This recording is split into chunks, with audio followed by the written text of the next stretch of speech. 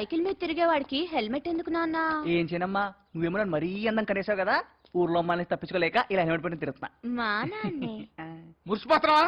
బాగా మురిసిపోవే. బుద్ధి లేకపోతే సరే, ఊరు నిండా అప్పులు చేసి తలెత్తుకోలేక తలకి హెల్మెట్ తగిలిచ్చాడు. అదేదో నా అప్పులను తీర్చేవాళ్ళ అంతే మోషన్ దేనికు? నేనెందుకు తెచ్చాలరా నీ అప్పులు? నా కోసం ఏమన్నా చేసావా? నన్ను అడిగి చేసావా? నువ్వు నన్ను అడిగి కన్నావా? అవ్వా, ఈ ప్రపంచంలో ఏ తండ్రి అయినా కొడుకుని అడిగంటారా? అవ్వా, ఈ ప్రపంచంలో ఏ కొడుకున్నా తన తండ్రిని అడగప్ చేస్తాడా? తర్వాత తండ్రి కాబట్టి మెల్లిమెల్లిగా తెలుసుకొని అప్పు తీర్చేస్తాడు. అది వాళ్ళ బాధ్యత కాబట్టి. అసలు నీతో మాట్లాడటం అంత బుద్ధి తక్కువ ఏది ఉండదు. మనకి సేమ్ ఫీలింగ్. చూడవే,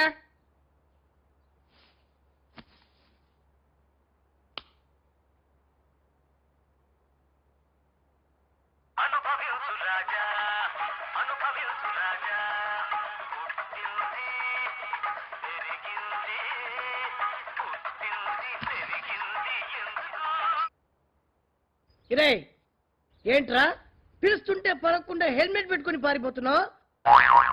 ఏరా హెల్మెట్ పెట్టుకుంటే నేను గుర్తుపట్టలే అనుకున్నావా? నువ్వేమన్నా దశావతారంలో కమలాసన్ అనుకుంటున్నావరా? హలో, నేను రాజేష్ ఫాదర్ మాట్లాడుతున్నాను. అరే నువ్వు మీ అయ్యలా మాట్లాడితే నేను గుర్తుపట్టలే అనుకున్నావా? నీ మిమిక్రీ వేషాలు నా దగ్గర కాదురా రే. ఈ రోజు నాకు డబ్బులు ఇవ్వకుండా నువ్వు ఇంట్లో నుంచి బయటికి వెళ్ళావు, బయట నుంచి ఇంట్లోకి వెళ్ళావు. ఎందుకో తెలుసా? నలుగురు దిట్టమైన రౌడీల్ని పెట్టా. నా డబ్బు ఇవ్వకుండా ఇంట్లోకి వెళ్ళావనుకో నీకు పగిలిపోద్ది. ఒకవేళ నువ్వు మిస్ అయ్యావనుకో నీ అయ్యకు పగిలిపోద్ది. మ్యాటర్ లో మాత్రం చేంజ్ ఉండదు రే. రే మాట్లాడేది రాజేష్ అయినా రాజేష్ గారి అయ్యేనా ఇదే మెసేజ్, పగిలిపోద్ది.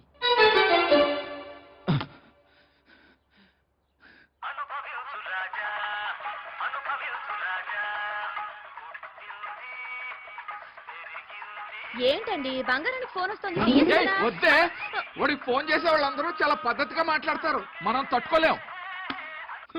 నాకు ఇంపార్టెంట్ కాల్ వచ్చుండాలి. వచ్చింది రావు దిక్కుమాల కాలు. ఊళ్ళో అందరితో నువ్వు తిట్లు తింటాం కాకుండా మమ్మల్ని తిట్టిస్తున్నావు. అందుకే పర్మిషన్ లేకుండా పర్సనల్ కాల్స్ లిఫ్ట్ చేయకూడదు అనేది. బుద్ధి తక్కువయ్యి ఆ దరిద్ర ప్రింగ్ టోన్ వినలేక ఫోన్ ఎత్తాను. మాటలు ఆవి బండ బూతులు. చంద్ర మాస్టర్ దగ్గర నువ్వు చేసిన పనికి ఆ రోజే నేను ఇంట్లో తరివేయాల్సింది. అందుకే నీకు ఎక్కడ రూపాయి అప్పుట్టకుండా ఏర్పాటు చేశాను. మొన్న బ్యాంక్ మేనేజర్ కి ఫోన్ చేసింది కూడా నేనే.